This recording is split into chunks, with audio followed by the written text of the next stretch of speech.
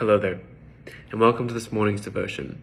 This morning's passage comes from 1 Chronicles, chapter 4, verse 10, which states, "And Jabez called on the God of Israel, saying, O that thou wouldest bless me indeed, and enlarge my coast, and that thine hand might be with me, and that thou wouldest keep me from evil, that it may not grieve me. And God granted him that which he requested." This passage discusses the prayer of Jabez and how he called upon God to bless him. Now, this is the only time in Scripture, as far as I know, where the man Jabez is actually mentioned.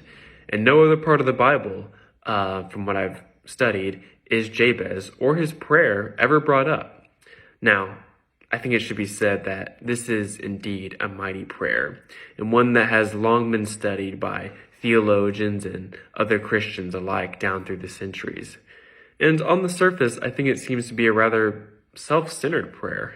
I mean, Jabez is asking God to bless him so that he may be prosperous and no evil would befall him. But it's important that we look into the deeper meaning of the text and the words and to try to draw out the spiritual meaning.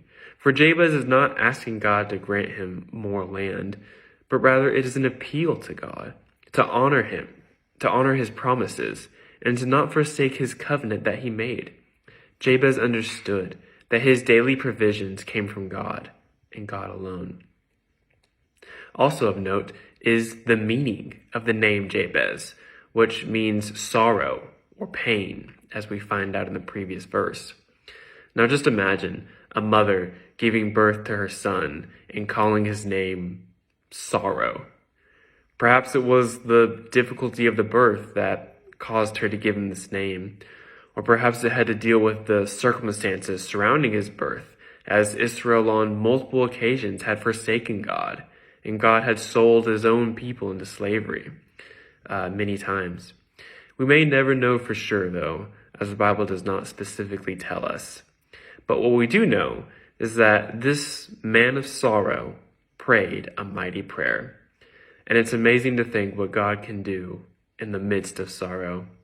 And even today, thousands of years later, we do not remember Jabez for the sorrow and pain that he went through, but rather for his mighty faith.